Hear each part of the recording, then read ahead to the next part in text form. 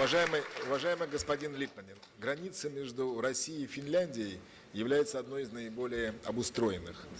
Миллионы россиян ежегодно с удовлетворением посещают вашу страну, а в последнее время, как мне сказали, уже можно рассчитываться в Хельсинки рублями. То есть мы достигли довольно высокого уровня сотрудничества. Как вы считаете, опыт российско-финских отношений, как распространить в более широком плане на всю Европу?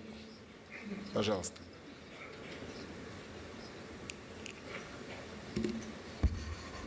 Thank you, Minister Ivanov,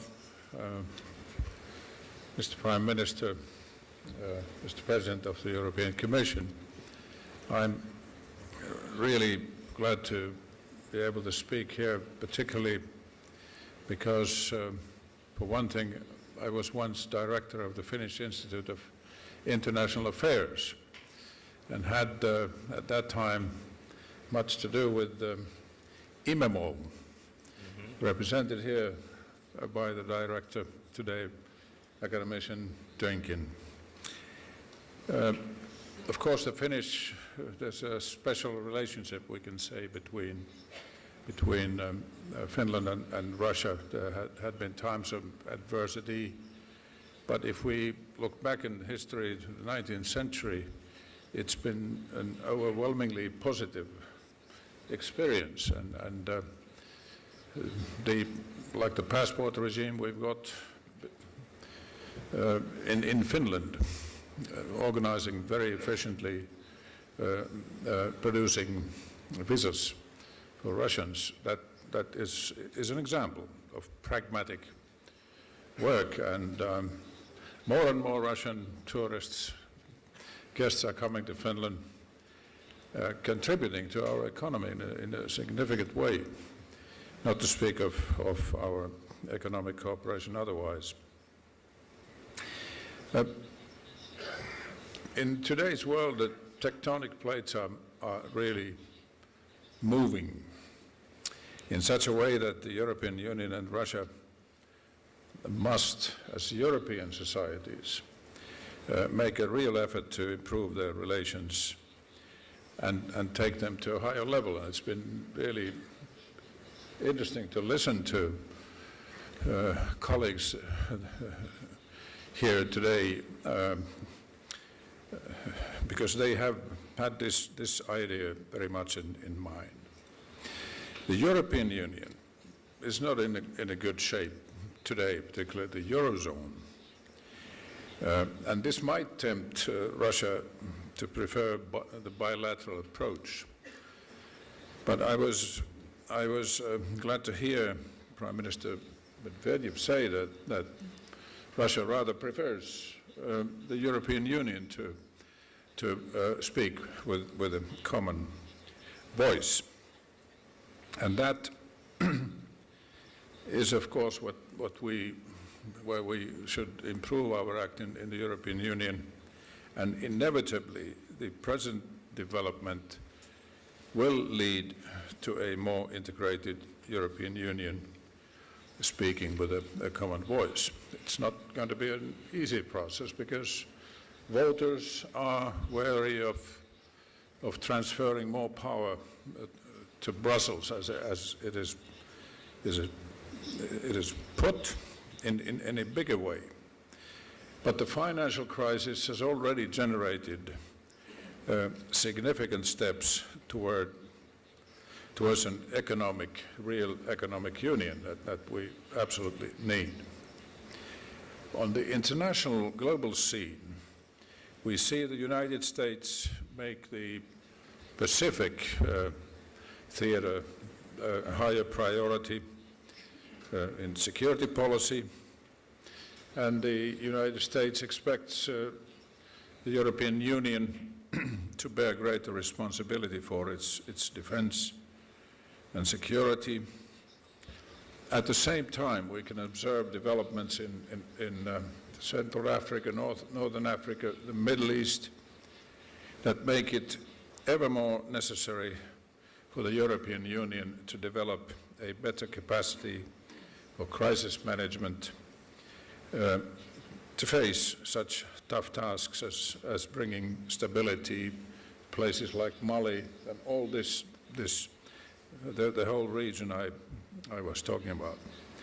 So further steps towards closer defense cooperation are on the European Union agenda in the near future. So when I first met, it was the then Prime Minister Vladimir Putin, when I was chairing the first presidency, EU presidency of the European Union. He explained to me the Russian security interest, and he said the biggest threat comes from the south. That is terrorism. At that time we had an unfortunate Chechen situation, but on the whole, that was what he said to me. So today, this is a common and real threat to both Russia and the European Union perspective. There's a great need to cooperate to stabilize the situation in Africa and the Middle East, Syria, as a very tough test. Well, I was struck last November when you, President Ivanov, were in Helsinki speaking at a trilateral meeting by something you said there. That it was, you said, they say in the West that Russia has been useful in Afghanistan, in Iran, and so on. But what Russia really wants is to be part of the policy making for such situations, that is, preferably from the beginning.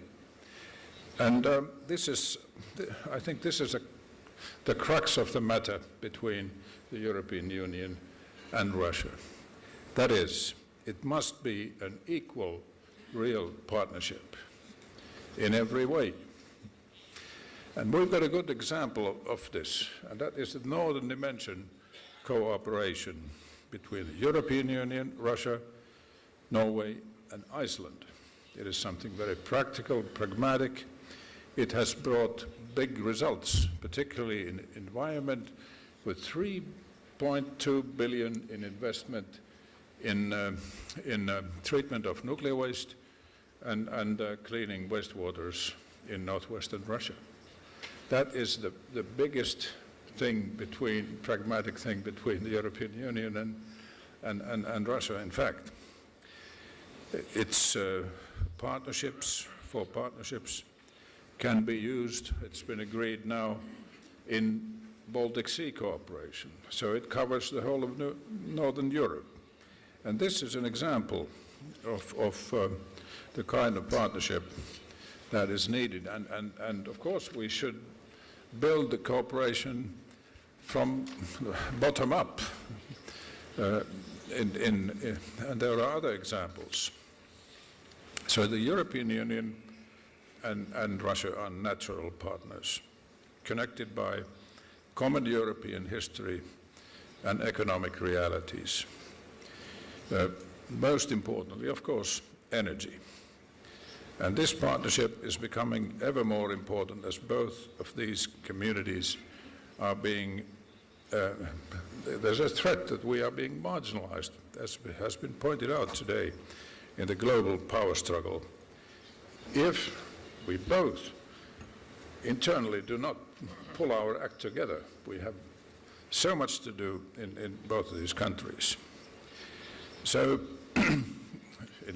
I would say it really would be in the interest of Russia to support European integration, deepening of it, while at the same time taking into consideration other interests like Russia's. We cannot ask Russia just to sign on the dotted line, and the energy problematic is an example of this. Of course, we stick to the third energy package, but on the other hand, we should find a way to go around this so that Russian interests also could be taken into account. But, of course, the more Russia undertakes domestic reforms and develops into a functioning market economy, the better the chance for a real partnership. Recent developments towards reform of Russia's energy markets might offer a better chance for agreement, for example, concerning the gas market rules. And we need to develop regional cooperation in Northern Europe. Why not integrate even electricity markets? Because we can both benefit from that using our capacities in a more rational way. We need absolutely a more open dialogue, more innovation to improve our relationship, and there have been very good suggestions today towards this.